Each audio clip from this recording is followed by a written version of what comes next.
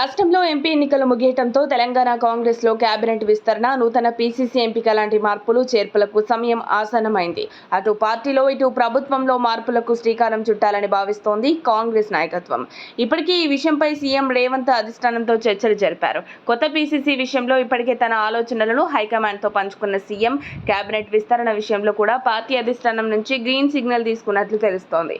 అయితే పీసీసీ మార్పు తర్వాతే ప్రభుత్వంలో మార్పులు చేర్పులు చేయాలని నిర్ణయించినట్లు టాక్. ప్రస్తుతం పీసీసీ చీఫ్గా ఉన్న రేవంత్ రెడ్డి ఈ నెల 27తో పీసీసీ చీఫ్గా ఆయన పదవీకాలం ముగియనుంది. దీంతో కొత్త పీసీసీ చీఫ్ ఎంపికపై పార్టీ అధిష్టానం దృష్టి పెట్టింది. పార్టీని నడిపించే యువ నాయకుడి కోసం కసరత్తు చేస్తోంది హైకమాండ్. రెడ్డినా లేక బీసీ నేతకు పార్టీ పగ్గాలు అప్పగించాలా అనే దానిపై చర్చలు జరుపుతోంది. తెలంగాణలో పార్టీ అధికారంలో ఉండటంతో పీసీసీ చీఫ్ రేసులో చాలా మంది నేతలే ఉన్నారు. ప్రభుత్వంలో కీలక పదవుల్లో ఉన్న నేతలు సైతం పార్టీ అధ్యక్ష పదవి కోసం గట్టి ప్రయత్నాలు చేస్తున్నారు. కానీ ఇక సామాజిక సమీకరణాలు దృష్టిలో పెట్టుకుని పీసీసీ చీఫ్ నియామకం ఉండే అవకాశాలు ఉండటంతో బీసీ, రెడ్డి, ఎస్సీ, ఎస్టీ సామాజిక వర్గాల నేతలు తీవ్ర ప్రయత్నాలు చేస్తున్నారు.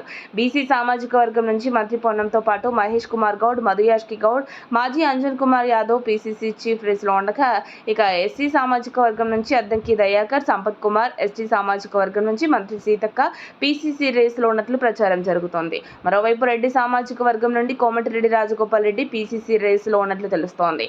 ఆయనకు లోక్సభ ఎన్నికల్లో అధిష్టానం ఒక టాస్క్ ఇవ్వడం, ఆయన దానిని విజయవంతంగా గెలిపించడం జరిగింది. దీంతో అధిష్టానం రాజగోపాల్కు కూడా టీపీసీసీ పీఠం కట్టబెట్టే అవకాశం లేకపోలేదు. ఇప్పటికే ఆయన సోదరుడు వెంకటరెడ్డి మంత్రిగా కొనసాగుతుండటంతో రాజగోపాల్కి మంత్రి పోస్టు ఇవ్వరని తెలిసింది. పీసీసీ నూతన సారథి ఎవరనే విషయంపై త్వరలోనే కొలిక్కి వచ్చే అవకాశం ఉంది. ఈ నెలాఖరులోపే అధిష్టానం నిర్ణయం తీసుకుంటుందని గాంధీ భవన్ వర్గాలు భావిస్తున్నారు. పలువురు అయితే అద్దంకి దయాకర్ లేదా సీతక్కకి పీసీసీ పగ్గాలు ఇవ్వాలని కోరుకుంటున్నారు. మరిన్ని అప్డేట్స్ కోసం మా కాయ్ టీవీని సబ్స్క్రైబ్ చేసుకోండి. మా వీడియో కనుక మీకు నచ్చినట్లయితే లైక్ చేయండి, షేర్ చేయండి. మీ విలువైన అభిప్రాయాలను కామెంట్ బాక్స్లో తెలియజేయండి.